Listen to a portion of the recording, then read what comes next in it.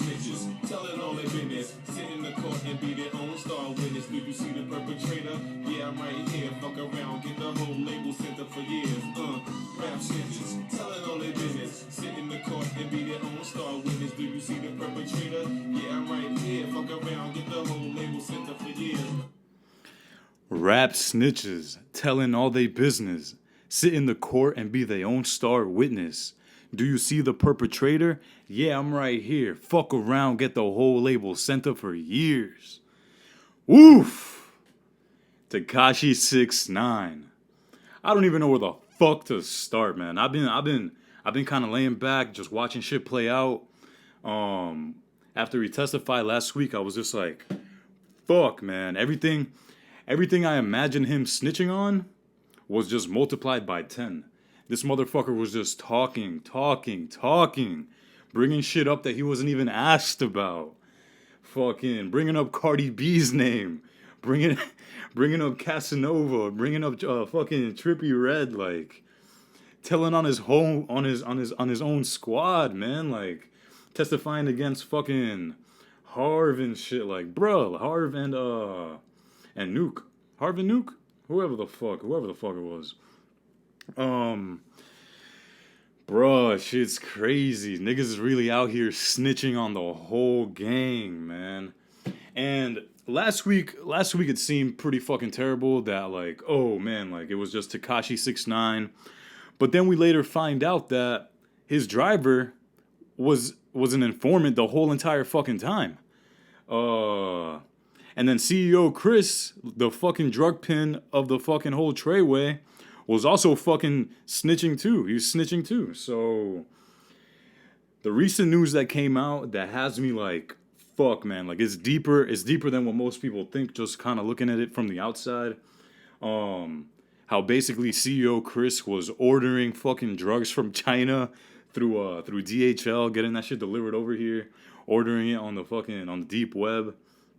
Bro, that shit is crazy, man. Like this whole shit just is starting to like explode from the inside. Like there were mad problems on the inside, like especially like Shotty beefing with Harv, stuff like that. Like it made things way more interesting, man. And like when you heard the rumors of Shotty fucking 6ix9ine's baby mama, Shotty stealing money from 6ix9ine, Shotty plotting to feed him when he's talking to this nigga, like, bro, first of all, like I said in my previous fucking line of videos when I was talking on this subject, bro, that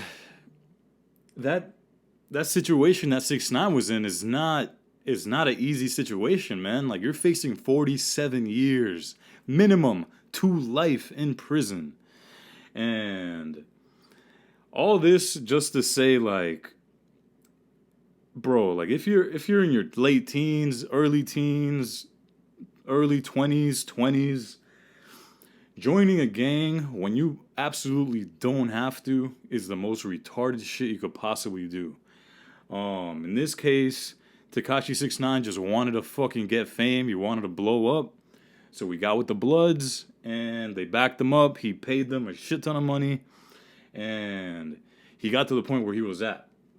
Now, it is absolutely fucking stupid for a whole gang like the Bloods the Treyway's been around since maybe like the nine Trey Gangsta Bloods been around since like probably the early 90s, I would say.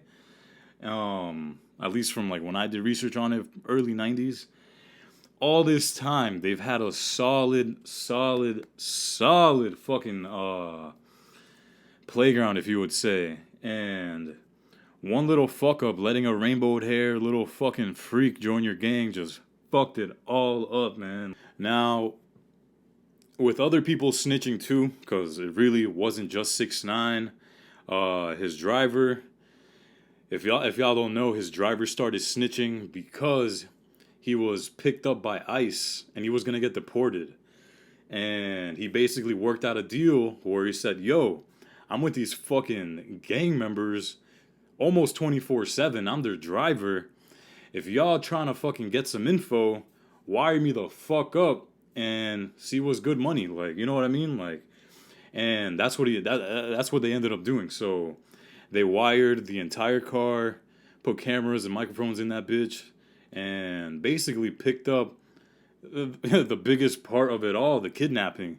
The surveillance picked up the footage of 6ix9ine getting kidnapped when he got kidnapped, and it's crazy how the defendants were first. They were first trying to say like, oh, it's a Jussie Smollett case, like, oh, he just set up the kidnapping so it could promote his album, but clearly that wasn't the case. He got fucking kidnapped. He got his life threatened. He had the guns pointed at him. He got beat. And yeah, so that kidnapping was pretty serious, pretty crazy. So put yourself in a position where all this is happening, right? Like the gang that you fucking try to join, that you put money in a lot of people's hands for your protection, so you can start talking all the shit you wanted to talk, basically. Now they're plotting against you. They're plotting against you because you want to stop paying them. That's really what it is. So that's why, man, messing with gangs when you don't have to is, especially when you're not built for that lifestyle, you shouldn't fucking do it. You shouldn't fucking do it, man. Like, I'll give you an example. Like, take fucking me. Like, my best friend from middle school, he joined a blood set at a very young age. Middle school age. We were maybe like fucking, I don't even fucking know, man. Like, not even barely 15, 14, 15. And this motherfucker, like, we lived in the same neighborhood. This motherfucker would come knocking on my door. We'd hang out. He'd be like, at first it started off, yo, I'm hanging out with these bloods. We be smoking weed, talking shit, fucking just stealing from Walmart and shit like that. Yo, just going on car rides. Like, one of the niggas had a car. Boom. Few weeks go by.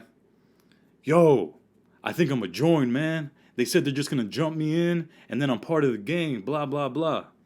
And I'm like, bro, why? We lived in the same apartment complex, right? And I unfriended him, so I'm sure he's not gonna see this. Paul, you still my guy deep down, but I had to unfriend you. The shit you've been doing lately is just a little too much.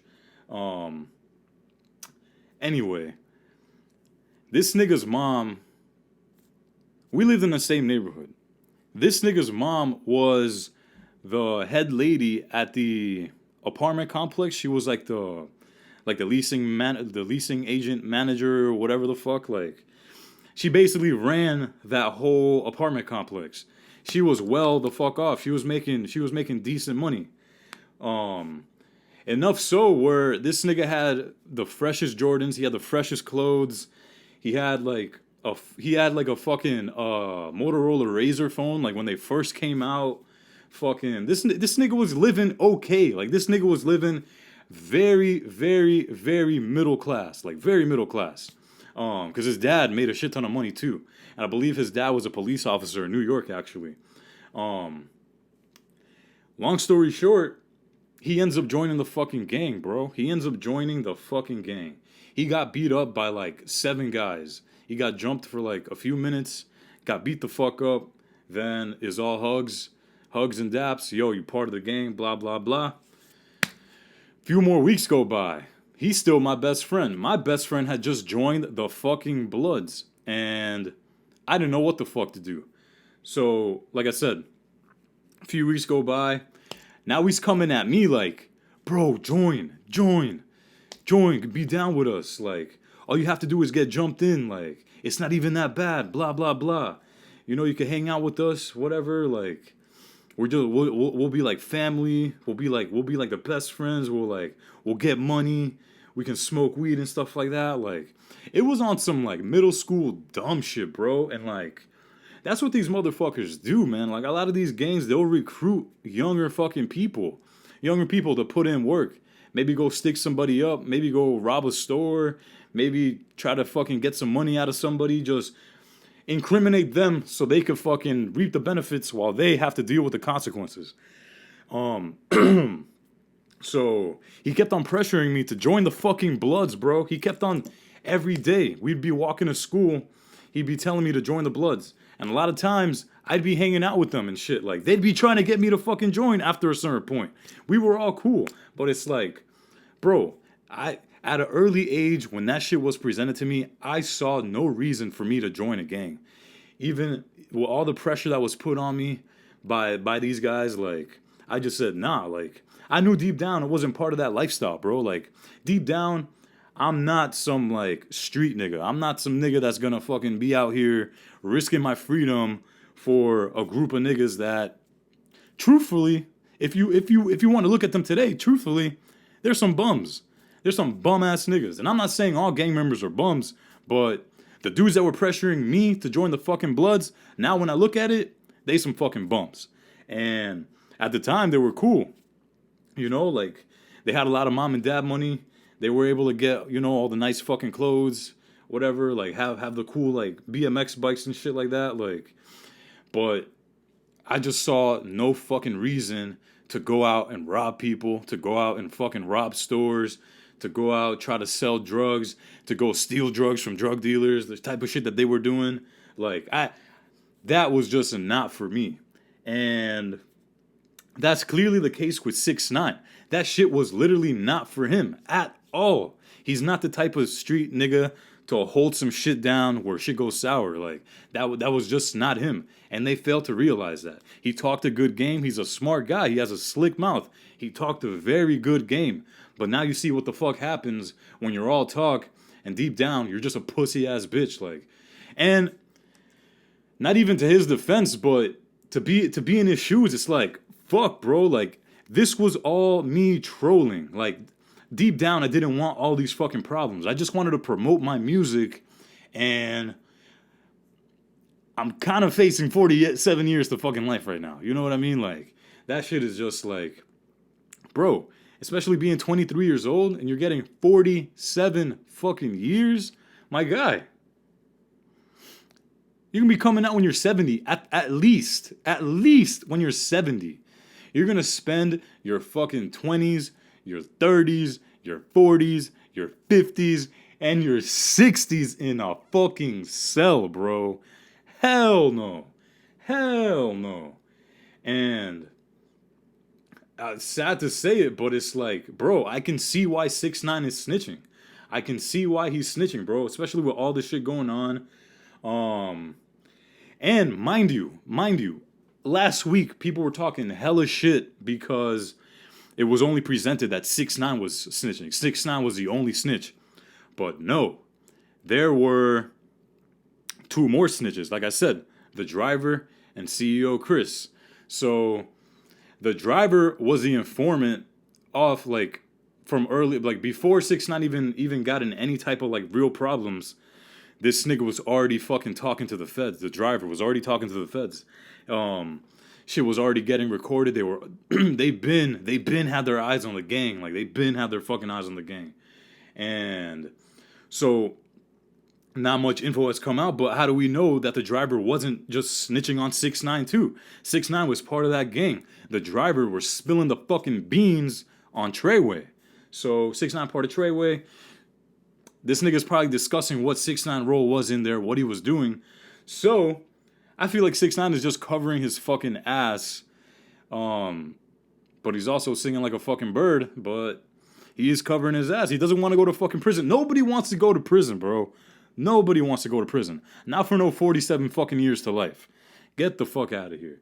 So, with that being said, man, like, it's definitely crazy. It's definitely crazy how this whole shit turned out, man. Like, man, like, you think you're hard. You think you're hard in the fucking streets on the camera. But then when that time comes, when you get snatched by the feds and you're faced with that fucking time, then you really know who you truly are when you start fucking ratting out because you're fucking scared.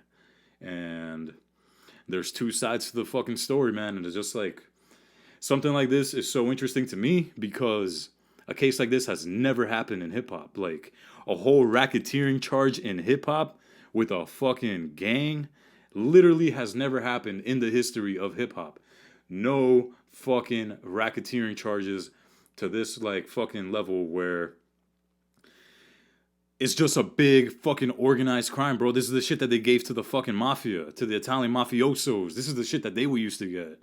Now, some fucking street niggas in New York that were trying to get on through rap, selling the little heroin, selling the little coke. Now they're being faced with that. Shout out to Shotty for not snitching. That's some real shit.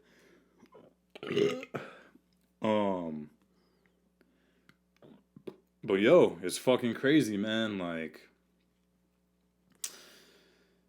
this is just wild. There's gonna be another court settlement, I think, coming up pretty soon here, where they're gonna be discussing what the fuck is gonna happen. If all goes well for Tekashi 6ix9ine, he is gonna get out in a few months, early 2020, around there. And he chose, from what I heard and what I read, he chose to not go through witness protection. So that brings in a whole nother fucking question. Is he gonna get fucking killed? He's supposedly gonna have bodyguards 24/7. But bro, the way he was talking, like, there's definitely gonna be some money on his head. Like, there's definitely gonna be some money on his head. Bro, he brought in Jim Jones. He fucking snitched on Jim Jones, bro. Jim Jones, big blood. Big blood.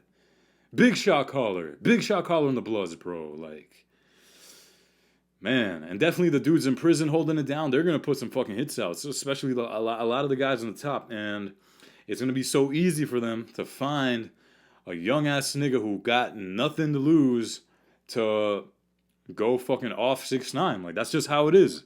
So he's going to have to live with that. That brings up another question. If he gets out without witness protection, is he able to make a career in hip-hop? Truthfully, if he stays hidden, if he hides well, and if he has the right protection, and he makes it to the fucking studio, and let's say he records a fucking album, it's gonna fucking sell like crazy, bro. People are gonna want to hear what he has to say. The second he gets out, he's gonna be fucking hot in the streets. Everybody's just gonna want to tune in to what he has to fucking say. Like, that's a fucking fact, bro. Like, the way the internet's responding to it, bro. Like, the way he was snitching, the amount of people he snitched on, as much information as he gave, people are just gonna want to see what he has to say when he gets out of prison. So, for a fact, he could definitely have, at least if he puts out another album, he could have a solid career, man. But more in part two, we're going to get deeper into this shit. I'm out.